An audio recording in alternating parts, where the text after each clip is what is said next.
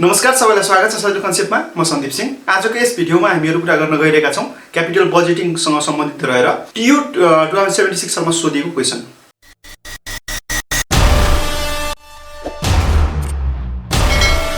Question एकदम simple छ। क्वेशनमा हामीहरुलाई के दिएको छ भन्दाखेरि डेटा दिएको छ, प्रोजेक्ट याम र प्रोजेक्ट याम भन्ने डेटा दिएको छ र सुरुको इनिशियल इन्भेस्टमेन्ट 0 इयर भन्नेबित्तिकै हामीले के बुझ्नु पर्छ, इनिशियल इन्भेस्टमेन्ट भनेर बुझ्नु पर्छ के इनिशियल सुरुमा गरिएको खर्च। ओके, कम्पनी स्टार्ट गर्नु भन्दा अगाडि गरेको इनिशियल कस्ट अथवा इन्भेस्टमेन्ट भन्छौं जसलाई हामीहरुले।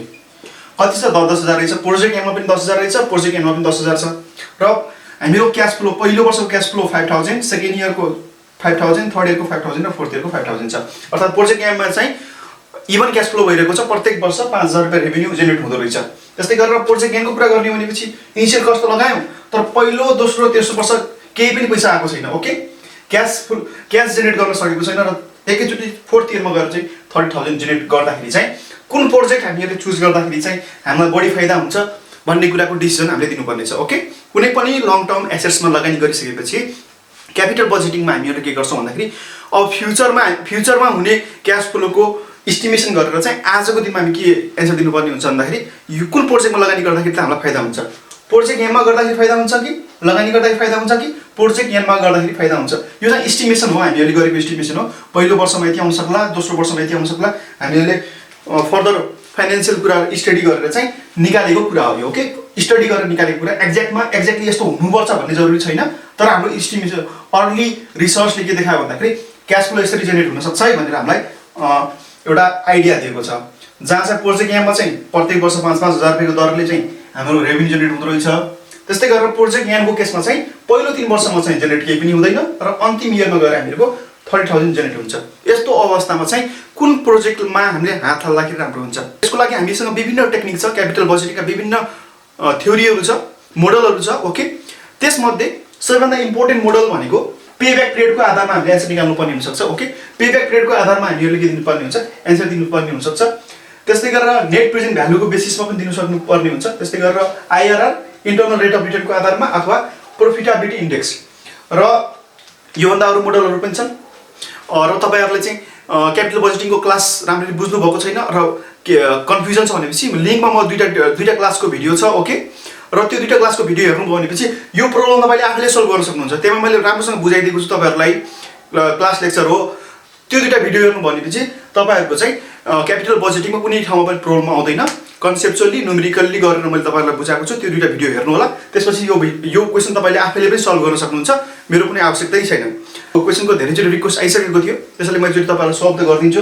तर मेरो रिक्वेस्ट के छ भन्दाखेरि त्यो दुईटा भिडियो हेर्नुस्। क्यापिटल बजेटिङमा कहीँ पनि प्रब्लम आउन, बीबीएस थर्ड इयरको इभन तपाईहरुलाई बीबीए को स्टुडेन्ट पनि हुनुहुन्छ भनेपछि पनि, इभन मास्टर्सको स्टुडेन्ट हुनुहुन्छ भने पनि यो दुईटा भिडियो हेरेपछि मोर देन तपाईको सबै प्रब्लमहरु चाहिँ सल्भ हुन्छ। कन्सेप्चुअली मैले बुझाएको छु, त्यो भिडियो हेर्नु भयो भने यो प्रब्लम यस्ता प्रब्लम तपाईले इजिली सल्भ गर्न सक्नुहुन्छ। ओके, क्यापिटल बजेटिङमा एक दुईटा कुरा एकदमै ध्यान दिनुपर्ने छ हामीहरुले। के छ भन्दाखेरि क्यापिटल बजेटिङको हिसाब गर्दाखेरि एक दुईटा ध्यान दिनुपर्ने कुरा के हो भन्दाखेरि सुरुमा क्यापिटल बजेटिङमा हामीहरुको टेक्निकमा चाहिँ के छ भन्दाखेरि इभन क्याश फ्लो छ कि अनइभन क्याश फ्लो छ भन्ने कुरा हेर्नु पर्यो। ओके, इभन क्याश फ्लो छ कि और अनइभन क्याश फ्लो छ भन्ने कुराको ध्यान दिनु पर्यो। त्यस्तै गरेर इन्डिपेन्डेन्ट प्रोजेक्ट हो कि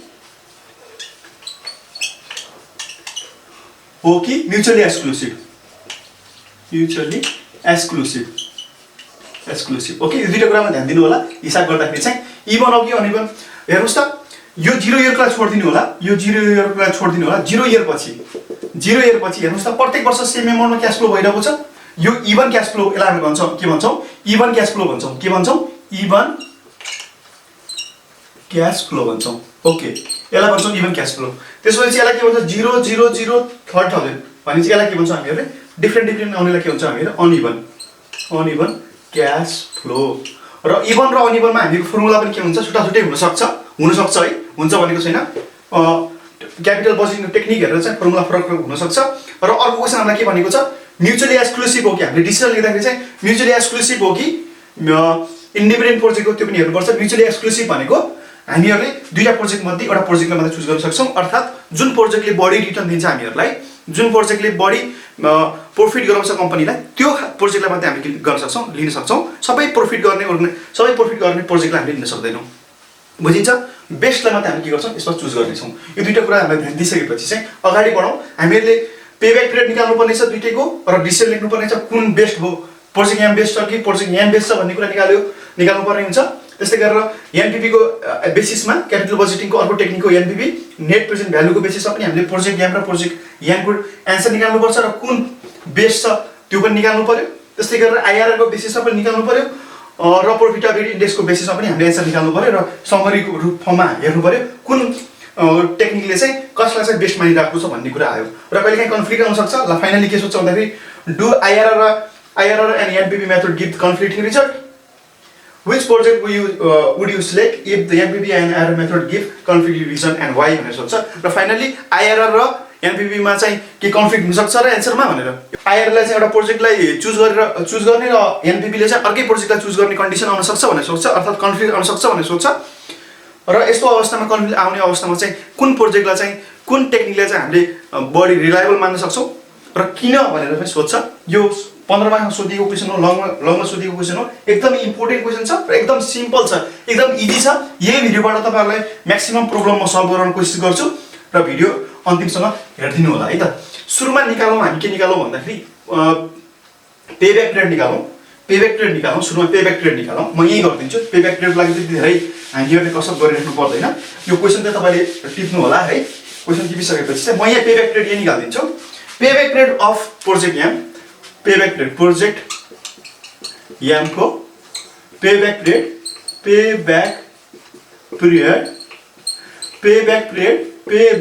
पिरियड अफ एम भनेर लेख्नुस् है। Payback period of project M कस्तो खालको प्रोजेक्ट हो? इभन क्याश फ्लो भएको प्रत्येक वर्ष सेम अमाउन्टमा के आउँछ हामीको पैसा आउँछ भनिसकेपछि यसको फर्मुला के हुन्छ तपाईको initial cost divided by annual cash flow गर्न सक्नुहुन्छ। ओके, यसको फर्मुला यस्तो हुन्छ। पेब्याक पिरियडको लागि के छ भन्दाखेरि इभन क्याश फ्लो र अनइभन क्याश फ्लोको लागि छुट्टै फर्मुला छ। त्यो भनिसकेपछि इभनको लागि यो फर्मुला हुन्छ। त्यस्तै गरेर प्रोजेक्ट त्यसै म यहाँ यो सल्भ गरिहालौँ, त्यसपछि यतातिर आउँला। इनिशियल कस्ट भनेको सुरुमा लाग्ने कस्ट, इनिशियल इन्भेस्टमेन्ट 0 इयरमा लाग्ने कस्ट कति हो? इनिशियल कस्ट भनेको 0 इयरमा लाग्ने कस्ट कति भनेको 10,000 रुपैयाँ। अनि नेगेटिभमा लेखिराख्नु पर्ने जरुरी छैन है। नेगेटिभमा लेखिराख्नु पर्ने जरुरी छैन, किनभने इनिशियल कस्ट जहिले पनि के हुन्छ क्याश फ्लो जहिले पनि बाहिर जान्छ भन्ने हामीले बुझ्नुपर्छ। त्यस्तै गरेर एनुअल क्याश फ्लो छ। एनुअल क्याश फ्लो कति छ? प्रत्येक वर्ष कति क्याश फ्लो हुन्छ भनेको 5,000 रुपैयाँ क्याश फ्लो हुन्छ। ओके, यो 10,000 डिवाइड बाइ 5,000 गर्दाखेरि कति एन्सर आउँछ? 2 इयर्स आउँछ। एन्सर चाहिँ तपाईँ केमा लेख्नु होला? इयरमा लेख्नु होला। प्रोजेक्ट एमको एन्सर कति आयो? 2 इयर आयो। त्यस्तै गरेर प्रोजेक्ट एनको हेरौँ पेब्याक पिरियड निकाल्नु पर्ने छ। यसको पनि के निकाल्नु पर्ने छ? Payback period. Okay, payback period of project N बराबर के हुन्छ? अब अलिकति फर्मुला चेन्ज हुन्छ। इभन क्याश फ्लोको लागि छुट्टै फर्मुला छ, अनइभन क्याश फ्लोको लागि के छ फर्मुला छुट्टै छ। यसको लागि छ मिनिमम यहाँ मिन भनेको मिनिमम इयर हो। ओके, अमाउन्ट टु बी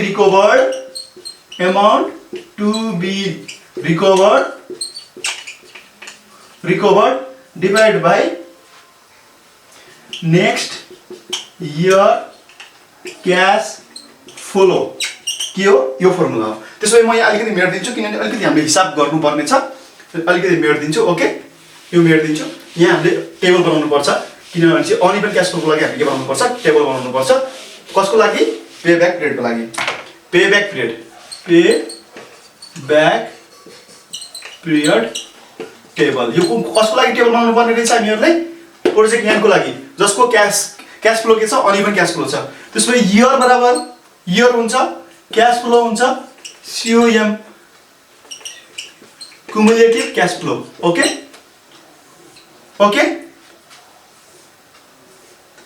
1 2 3 4 सम्म जाउँ हामीहरुको। क्याश फ्लो 0 छ।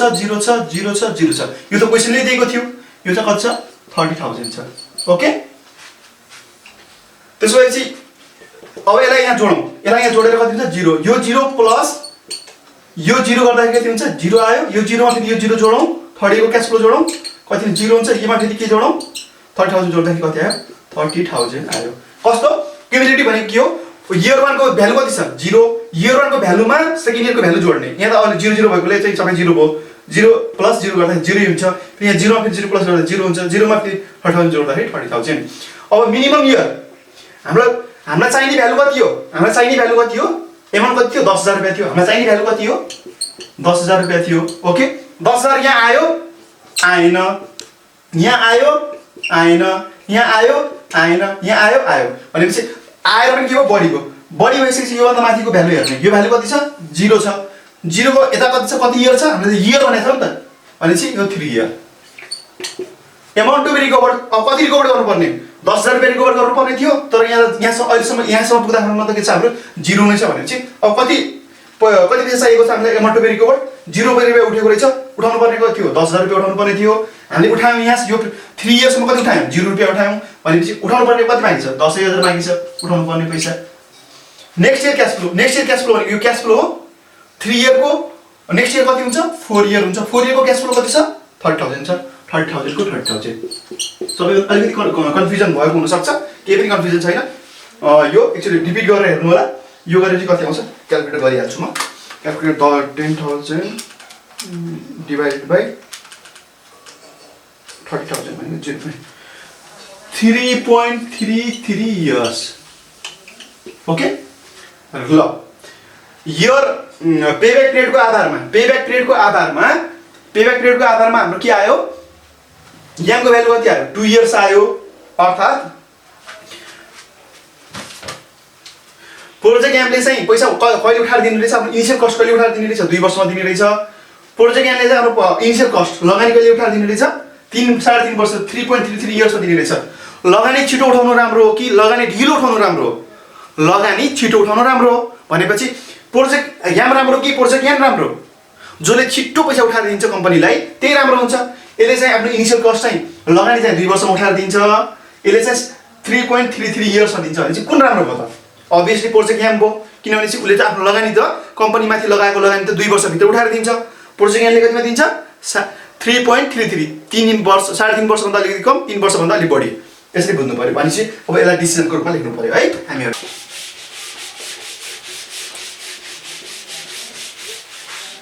त्यस्तै 2 नम्बरमा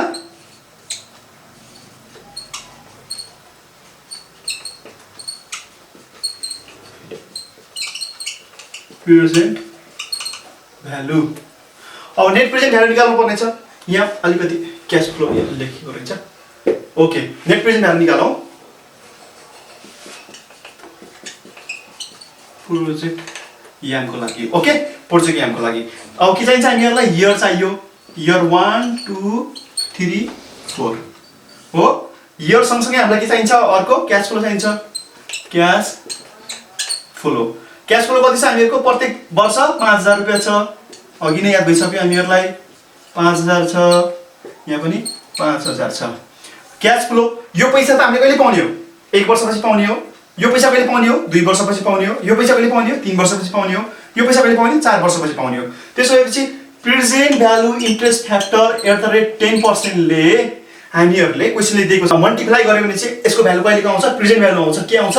प्रेजेन्ट भ्यालु। आजको मितिमा कति भ्यालु हुन्छ त्यो भ्यालु आउँछ। बुझिन्छ?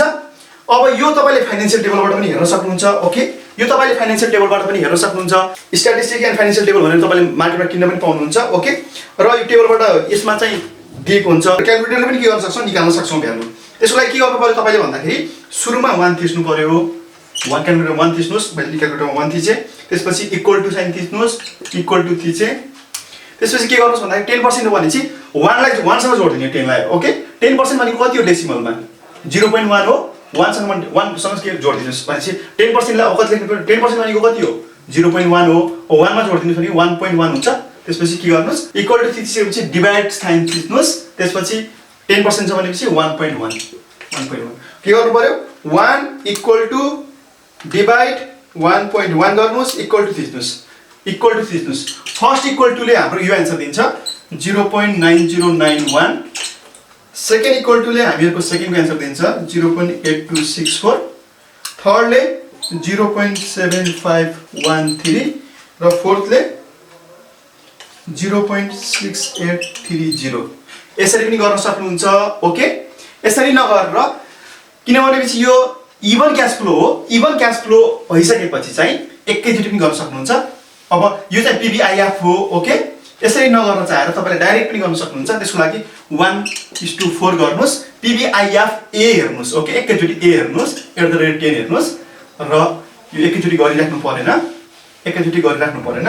यसको लागि तपाईँले फाइनेन्सियल टेबल हेर्नुहोस्, फाइनेन्सियल टेबल हेरेर PVIF A भन्ने हेर्नुहोस्। अघिसम्म PVIF मात्रै थियो सिंगल इयरको हेर्दाखेरि चाहिँ, अब चाहिँ सबै इयरको हेर्नु पर्यो भने 1 वर्षदेखि 4 वर्षसम्मको क्याश फ्लोको एकैचोटि भ्यालु हेर्नु पर्यो भने तपाईँले के हेर्नु पर्यो, PVIF A हेर्नु पर्यो, ओके। PVIF A कति पर्सेन्ट, 10%, कति इयर, 4 इयरसम्मको डेटा कति रहेछ, 3.1699 आउँछ र यसलाई केसँग मल्टिप्लाई गरिदिनुहोस्, 5000 सँग मल्टिप्लाई गरिदिनुहोस्। 5000 इन्टु 3.1699 गर्दाखेरि कति आयो, 15,849.5 आउँछ। र यो आइसकेपछि हामीले के गर्छौँ भन्दाखेरि यसमा चाहिँ इनिसियल कस्टलाई के गरिदिन्छौँ, घटाइदिन्छौँ। हाम्रो इनिसियल कस्ट कति थियो, 10,000 थियो, 10,000 थियो। यो घटाइसकेपछि हाम्रो आउँछ नेट प्रेजेन्ट भ्यालु, ओके। बराबर 15बाट 10 घटेर 5849.5 आउँछ। अर्थात् इयर 1 पछि पाउने 5000, इयर 2 पछि पाउने 5000, इयर 3 पछि पाउने 5000, इयर 4 पछि पाउने 5000 को यति मल्टिप्लाई गरेपछि हुनुपर्ने कति थियो, 5000 इन्टु 4 मल्टिप्लाई गर्दाखेरि प्रत्येक वर्ष 5000 आउने भएपछि त 4 वर्षको अन्तिममा त हाम्रो 20000 आउनु पर्ने हैन र। तर त्यो 20000 को आजको भ्यालु कति हुने रहेछ, 15,849.5 मात्रै हुँदो रहेछ। यसरी बुझियो, 5000 घटाएपछि हाम्रो नेट प्रेजेन्ट भ्यालु यति आयो। त्यस्तै गरेर अब हामी नेट प्रेजेन्ट भ्यालु कसको निकाल्छौँ, अर्को पनि त बाँकी छ नि हैन, अर्को पनि त बाँकी छ भनिसकेपछि प्रोजेक्ट यानको लागि गर्छौँ। यानको लागि गरौँ, अब प्रोजेक्ट यानको लागि गरौँ। प्रोजेक्ट यानको लागि पनि चाहियो हामीलाई इयर चाहियो, ओके। क्याश फ्लो चाहियो, क्याश फ्लो पनि म पुरै लेखिदिन्छु। क्याश फ्लो चाहियो, प्रेजेन्ट भ्यालु इन्ट्रेस्ट फ्याक्टर @ 10% चाहियो र के निकाल्न सक्छौँ, प्रेजेन्ट भ्यालु निकाल्न सक्छौँ, ओके। अब यसको क्याश फ्लो हेरौँ, 1 2 3 4, okay.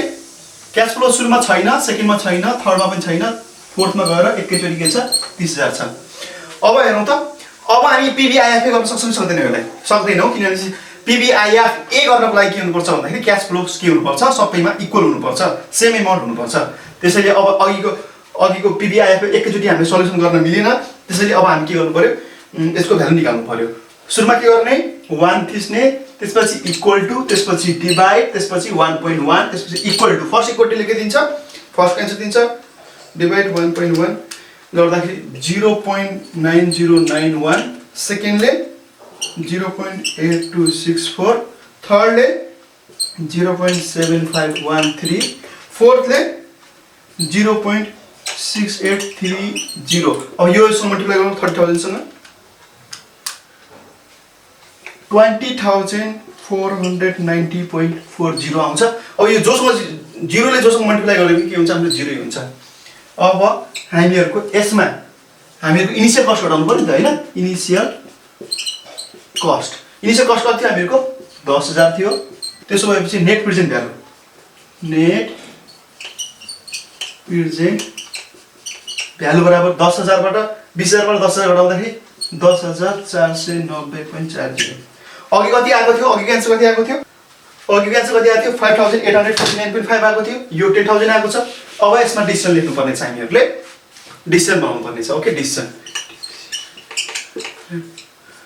The net present value of project N is greater than NPV of project N, that is 10,490.40 is greater than कति 5,849.5. So the company should choose the project N भनेर यसरी लेख्नु पर्यो, ल्याङ्ग्वेजमा लेख्नु पर्यो, डिसिजन दिउँ है। सेकेन्डको लागि पनि डिसिजन दिउँ हामीहरूले। यसमा के नबुझ्ने छ, अब यहाँ पिबिआइएफए र पिबिआइएफको कुरा आएको थियो, पिबिआइएफए र पिबिआइएफको कुरा आएको थियो। किन आयो होला, किनभनेपछि cash flow for multiple year, cash flow for multiple year हुनु पर्यो, मल्टिपल इयर र इभन क्यास फ्लो छ भनेपछि हामी के युज गर्न पाउँछौँ भनेपछि पिबिआइएफए युज गर्न पाउँछौँ र क्यास फ्लो डिफरेन्स भनेपछि हामीले पिबिआइएफए युज गर्नुपर्ने हुन्छ। ओके, यहाँसम्म केही पनि प्रब्लम छैन। अब यहाँ प्रब्लम छैन भनेपछि हामी नम्बर 3 तिर लाग्छौँ। कन्सेप्ट बुझ्नु भएको छैन भनेपछि मात्रै गाह्रो लाग्ने हो, केही पनि गाह्रो छैन यसमा, सबसे सजिलो प्रिडिक्टेबल होइन। तपाईले चाहिँ बीबीएस 30 पढ्दै गर्दाखेरि तपाईलाई एक्जाम दिनुभन्दा अगाडि थाहा हुन्छ नि, क्यापिटल बजेटिङबाट तपाईलाई केही नसोधे पनि तपाईँ टियु क्वेसन ब्याङ्कबाट आएर हेर्नुपर्ने चाहिँ तपाईँलाई प्रत्येकचोटि क्यापिटल बजेटिङ के सोध्छ, पेब्याक रेट निकाल भनेर सोध्छ, एनपिभी निकाल भनेर सोध्छ र आइआर निकाल भनेर सोध्छ।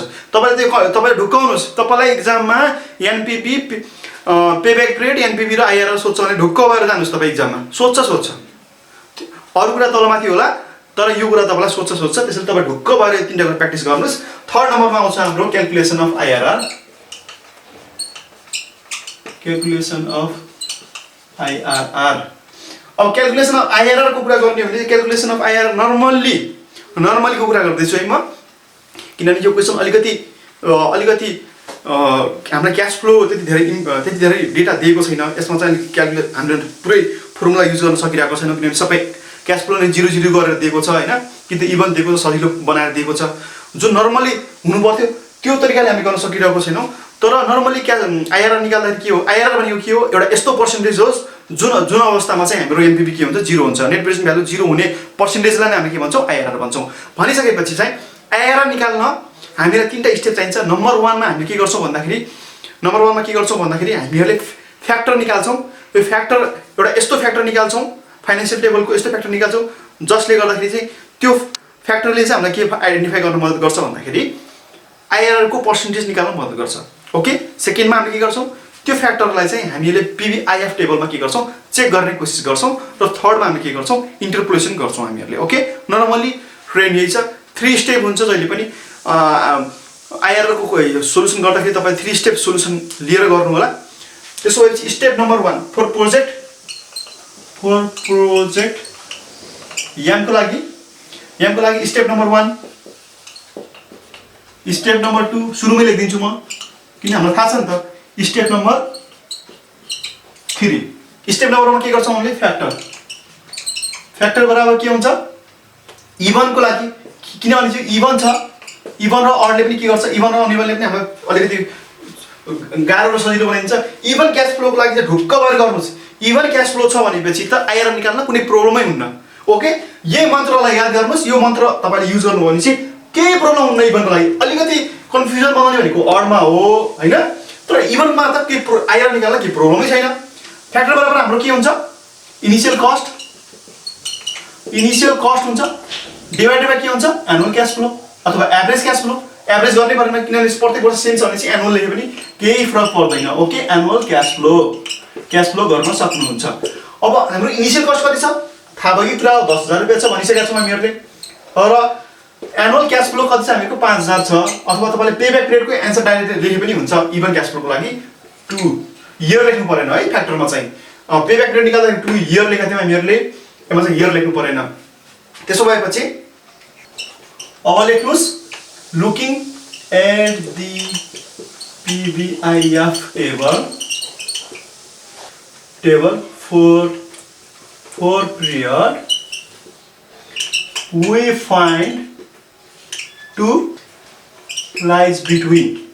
अब यो तपाईँ फाइनेन्सियल टेबल हेर्नु पर्यो।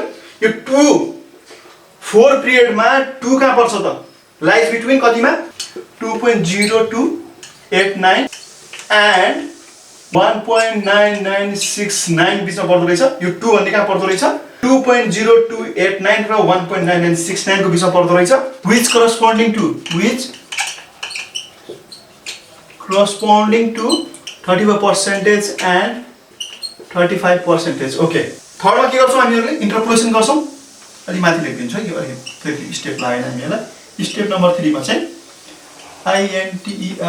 INTERPOLA इन्टरपोलेसन बराबर के हुन्छ आइआरआर बराबर अब टिप्लो बनाउन गएको भए हामी एनपिभी को बेसिसमा गर्थ्यौं अब यसमा चाहिँ हामीले पीबीआईएफ को भ्यालुलाई रिलेट गरिरहेका छौं त्यसो भए के हुन्छ PBIF lower rate pay back period okay PBIF lower rate भने कति हो 2 पोइन्ट यो लोअर रेट है नचुकिनु होला यो हायर रेट जहिले पनि सानो हुन्छ लोअर रेट जहिले पनि के हुन्छ ठुलो हुन्छ भ्यालु चाहिँ 34% बराबर कति हो 2.0289 हो 35% बराबर के हो 1.9969 हो पर्सेन्टेज जति बढ्दै गयो भ्यालु के हुन्छ त्यति सानो हुँदै जान्छ यो कन्सेप्ट पनि मैले त्यो भिडियोमा भनिएको छु लिंक डिस्क्रिप्सनमा छ भनिसकेपछि अब PBIF lower rate minus PBIF higher rate minus lower rate percentage गर्छौं अगाडि लोअर रेट लेख्न नबिर्सिनुस् है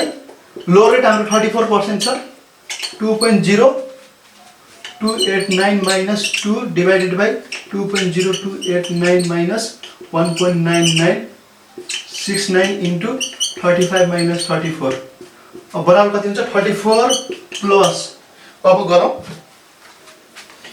2.0289 minus 2 divided by 2.0289 minus okay 1.9969 गर्दा कति आयो 0.031 भनेको 34.9031% आयो ओके कसको आयो हामीहरुको प्रोजेक्ट यामको आयो प्रोजेक्ट यामको याद गरिराख्नुस् है प्रोजेक्ट यामको म एनए लेखिदिन्छु पछि झुकिन सक्छ 34.9031% आयो यामको लागि आइआरआर त्यस्तै गरेर यामको पनि निकाल्नु पर्यो त्यसै गरेर यामको पनि निकालौं प्रोजेक्ट याम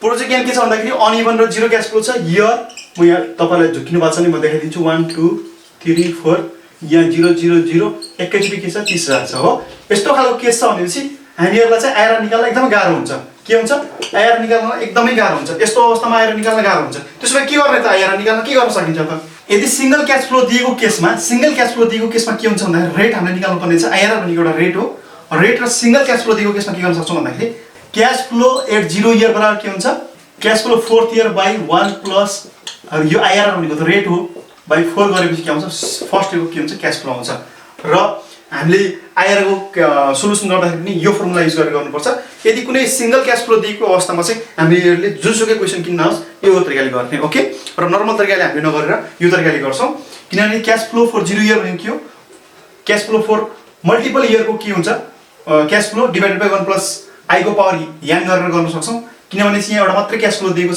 त्यसैले हामीले यो फर्मुला युज गर्न सक्छौं क्याश फ्लो हाम्रो कति छ 10000 थियो सुरुमा ओके त्यसै cash flow for the 4th year कति छ सुरुमा छैन सेकेन्डमा छैन थर्डमा छैन एकैचोटी कति छ 30000 छ डिवाइड बाइ 1 प्लस यो कुन हो यो 1 हो ओके 1 प्लस आइआरआर को पावर 4 हुन्छ क्रस मल्टिप्लिकेसन गरौँ 1 प्लस आइआरआर को पावर 4 बाइ यो त आउने बित्तिकै कति 3 हुन्छ 1 प्लस आइआरआर बराबर कति हुन्छ 3 1/4 हुन्छ 3 1/4 भनेको कति हो 3 को पावर 1/4 गरौँ भनेको कति रहेछ 1.3161 देयरफोर आइआरआर बराबर 1.3161 माइनस 1 गर्दाखेरि 0.3161 और 31.61% अघि कति आएको थियो याम बराबर कति आयो 31.61% आयो अघि हाम्रो कति आएको थियो 34 आएको थियो अब डिसिजन लेखौं डिसिजन हेरौं त डिसिजन ओके DECISION डिसिजन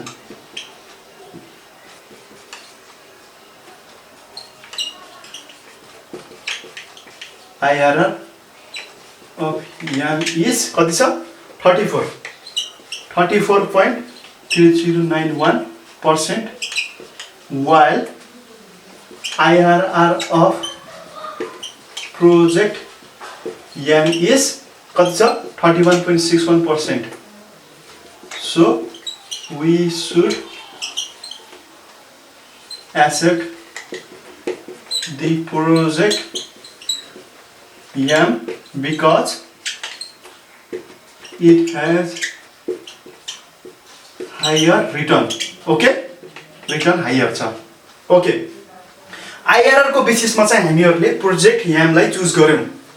बुझिन्छ यहाँसम्म केही पनि छैन यो क्वेसन, किनभने सिंगल क्याश फ्लो भन्नु बित्तिकै हामीले स्टार्टिङ क्याश फ्लो र कुनै पनि इयरमा चाहिँ केही पनि क्याश फ्लो नभएर सिंगल क्याश फ्लोमा मात्रै पैसा आइरहेछ भनेपछि यो तरिकाले गर्नुपर्ने हुन्छ। यहाँ अलिकति ट्रिकी पार्ट यही नै थियो, जहाँसम्म लाग्छ तपाईँले बुझिसक्नु भएको छ। 4 नम्बर पोइन्टमा आउँ हामीहरू। 4 नम्बर पोइन्टमा हाम्रो के छ, म्युचुअली हाम्रो के छ 4 नम्बर पोइन्टमा प्रॉफिटेबिलिटी इंडेक्स। प्रॉफिटेबिलिटी इंडेक्स निकाल्नु पर्ने छ। प्रॉफिटेबिलिटी इंडेक्स एकदमै सजिलो छ, जसलाई हामी सर्टकटमा पीआई पनि लेख्छौं। पीआई अफ याम लेखिदिन्छु मैले यहाँ। Total present value divide by initial cost. Initial cost हुन्छ। Total present value of project M कति थियो?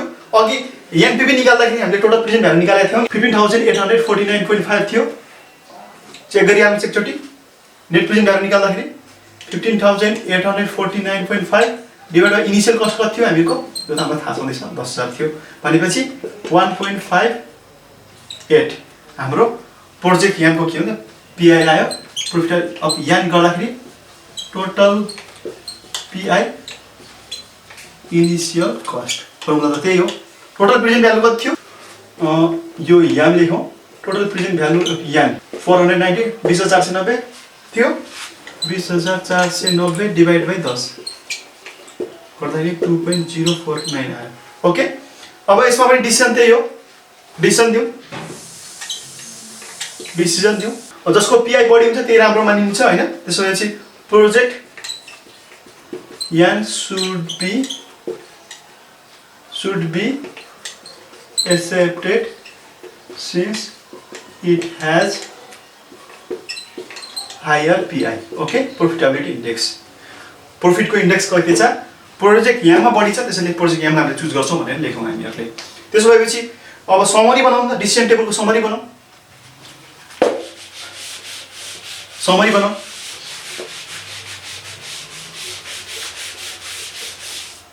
हामीले अहिलेसम्म क्याल्कुलेसन के गर्यौं? SELEC selection method.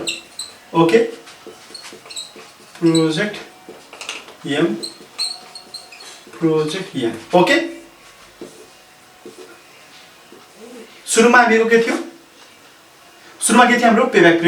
Payback period, त्यसपछि नेट प्रेजेन्ट भ्यालु, त्यसपछि आईआरआर, त्यसपछि प्रॉफिटेबिलिटी इंडेक्स। यसको बेसिसमा के छ रिजल्ट? 2 इयर्स यसको 3.33 years. Okay, net present value 5850 यसको 10,490। आईआरआर 34.90 राउन्ड अप गरेर राखेको छु 31.61%। 31.61%। पीआई 1.59 2.049 अर्थात् 2.5 लेख्दा पनि हुन्छ। राउन्ड अप गरेर राखिदिएको छु, यसमा हार्ड एन्ड फास्ट केही पनि छैन। ओके, पेब्याक पिरियडको आधारमा प्रोजेक्ट यामको कसलाई सिलेक्ट गर्ने त? प्रोजेक्ट पेब्याक पिरियडको आधारमा जुन सानो छ त्यसलाई हामीले के गर्छौं? एक्सेप्ट गर्छौं। अर्थात् यो एक्सेप्ट भयो, गोलो लगायो कि एक्सेप्ट, यो के भयो? रिजेक्ट भयो। अब यो नेट प्रेजेन्ट भ्यालुको आधारमा जसले बढी प्रॉफिट कमाउँछ यो प्रॉफिट हो, पैसा यसलाई पैसा मानौ। ले 5,850 रुपैयाँ कमायो, यसले 10,490 कमायो। कुन सिलेक्ट भयो? यो सिलेक्ट भयो। कुन रिजेक्ट भयो? यो रिजेक्ट भयो। किन म्युचुअली एक्सक्लुसिभ, दुईटैले प्रॉफिट गरिरहेछ त यसलाई किन रिजेक्ट गरेको भनेपछि म्युचुअली एक्सक्लुसिभ एउटा मात्रै हामी चुज गर्न सक्छौं। आईआरआर को बेसिसमा कुनलाई सिलेक्ट गर्ने? जसको रिटर्न बढी छ त्यसलाई। आईआरआर को इन्टरनल रेट अफ रिटर्न कसको बढी छ? यसको बढी छ, यसलाई सिलेक्ट गर्छौं। यसलाई के गर्यौं हामीहरुले? रिजेक्ट। यसको बेसिसमा कसलाई? प्रॉफिट कसको बढी छ? यसको बढी छ, यसलाई के? रिजेक्ट। भनेपछि दुईटा अब कसलाई चुज गर्ने त? दुई पेब्याक पिरियडले चाहिँ यहाँलाई चुज गर्न भन्छ, नेट प्रेजेन्ट भ्यालुले चाहिँ यहाँलाई चुज गर्न भन्छ, फेरि आईआरआरले यहाँलाई चुज गर्न भन्छ, पीआईले फेरि यहाँलाई चुज गर्न भन्छ। भनिसकेपछि त यस्तो सिचुएसनमा त हामीलाई गाह्रो भयो। अब कुन मेथड युज गर्दाखेरि हामीलाई फाइदा हुन्छ अथवा करेक्ट हुन्छ भन्ने कुरा हो। अब यो चारवटा मेथड मध्ये सबैभन्दा सुपरियर मेथड भनेको एनपीवी। यस्तो खालको कन्फ्युजन आउन थाल्यो भनेपछि चाहिँ सबैभन्दा हामीले विश्वास गर्ने मेथड भनेको के हो भन्दाखेरि एनपीवी मेथड हो, नेट प्रेजेन्ट भ्यालु। जसले चाहिँ सेयर होल्डर वेल्थ म्याक्सिमाइजेसन निकाल्छ कम्पनीको र यो नेट प्रेजेन्ट भ्यालु भनेको सबैभन्दा सुपरियर मेथडमा रूपमा हामीले लिन सक्छौँ र यसकै बेसमा चाहिँ हामीहरूको क्वेसन नम्बर लास्ट चाहिँ यसकै बेसमा रहेको छ। गिर्सुरमा टिपिहाल्नुहोस्, त्यसपछि म चाहिँ अलिकति थ्योरी बस्नु पनि आउँछु किनभने चाहिँ यो थ्योरी बुझ्नु पनि एकदमै जरुरी छ। ओके,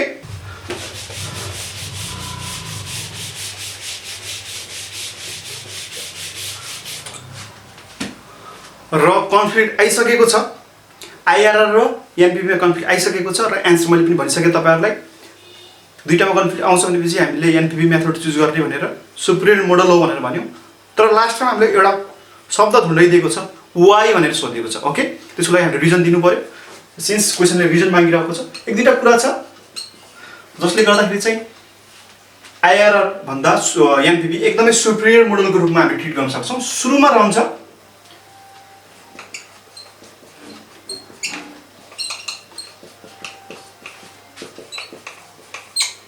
ओके, कुनै क्यालकुलेसन गर्दाखेरि चाहिँ एउटै प्रोजेक्टको पनि डिफ्रेन्ट के आउन सक्छ, हामीहरूको आइआरआरको रिजल्ट आउन सक्छ। सेम प्रोजेक्टको पनि हामीले अझ डिटेलमा पढ्यौँ भनेपछि चाहिँ आइआरआरको एउटै प्रोजेक्टको पनि के आउन सक्छ, डिफ्रेन्ट खालको रिजल्ट आउन सक्छ, वेयर एनपिभी चाहिँ के हुन्छ, consistent with the result. Okay, एउटा यो कारणले गर्दाखेरि। त्यस्तै गरेर अर्को छ रिइन्भेस्टमेन्ट रेट। रिइन्भेस्टमेन्ट रेट यो चाहिँ सबैभन्दा इम्पोर्टेन्ट कुरा पनि हो। यसले नै एनपिभीलाई चाहिँ सुपरियर मोडलको रूपमा ट्रिट गरेको छौँ हामीहरूले। एनपिभीले के गर्छ भन्दाखेरि रिइन्भेस्टमेन्ट रेट चाहिँ कस्ट अफ क्यापिटलबाट विथड्र गर्छ अथवा लिन्छ, जुन चाहिँ आइआरआरले चाहिँ युज गर्दैन। आइआरआर आफैमा एउटा रेट हो जसले चाहिँ एनपिभीलाई 0 बनाउँछ भनेपछि उसको रेट चाहिँ आइआरआर नै के हो, उसको रिइन्भेस्टमेन्ट रेट हो, जसले गर्दाखेरि चाहिँ रिस्क फ्याक्टरलाई चाहिँ एसोसिएट गर्दैन। र रिइन्भेस्टमेन्ट रेटमा चाहिँ विभिन्न कुराहरू लुकेको हुन्छ।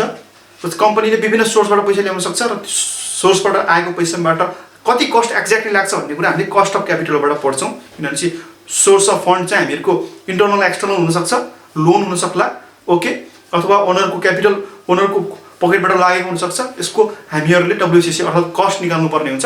त्यो कस्टलाई नै बेस मानेर चाहिँ एनपिभीले चाहिँ क्यालकुलेसन गर्छ भनेपछि वेयरएज आइआरआरले चाहिँ आफूमा भएकै कस्ट, आफूमा भएकै रेट अर्थात् जुन रेटमा एनपिभी 0 हुन्छ त्यो रेटलाई के मान्छ भन्दाखेरि रिइन्भेस्टमेन्ट रेट मान्छ, जुन चाहिँ सबैभन्दा ठुलो ड्रब्याकको रूपमा हामीले लिन सक्छौँ।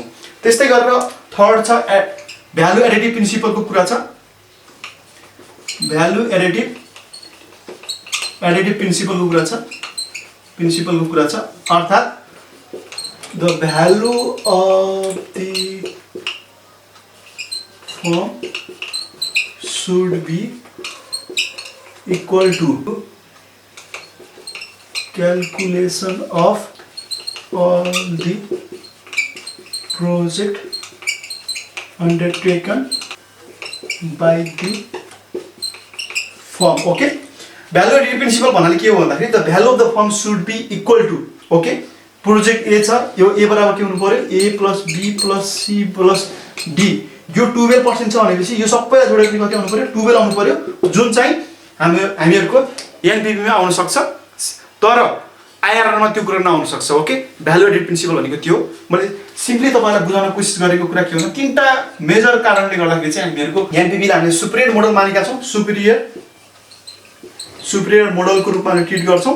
किनभने मल्टिपल रिजल्टिङ आइआरआर छ, रिइन्भेस्टमेन्ट रेटको कुरा गरे र भ्यालु एडिटिभ प्रिन्सिपलको कारणले गर्दाखेरि चाहिँ हामीहरूले नेट प्रेजेन्ट भ्यालुलाई चाहिँ हामी सुपरियर मानेका छौँ। यति नै थियो 2076 सालमा सोधिएको क्वेसनको सोलुसन। पक्कै पनि भिडियो तपाईँलाई राम्रो लागेको होला भन्ने मैले आशा लिएको छु र भिडियोलाई अहिलेसम्म लाइक र सेयर गर्नुभएको छैन भने प्लिज भिडियोलाई लाइक पनि गरिदिनुहोस् र सेयर पनि गरिदिनुहोस्, सो द्याट यो भिडियो युट्युबमा अलिकति भए पनि बुस्ट हुने मौका पाउनेछ। हामीसँग अझ नजिक रूपमा जोडिन चाहनुहुन्छ भने चाहिँ प्लिज हामीहरूलाई चाहिँ फेसबुकमा फलो गर्न सक्नुहुन्छ अथवा ग्रुपमा जोइन हुन सक्नुहुन्छ, BBS GROP ग्रुपमा जोइन हुन सक्नुहुन्छ। ओके, यतिन्जेल भिडियो हेरेर साथ दिनुभयो त्यसको लागि धेरै धेरै धन्यवाद। हाम्रो भेट अर्को भिडियोमा हुने नै छ, त्यतिन्जेल राम्रो तयारी गर्नुहोस्। Thank you.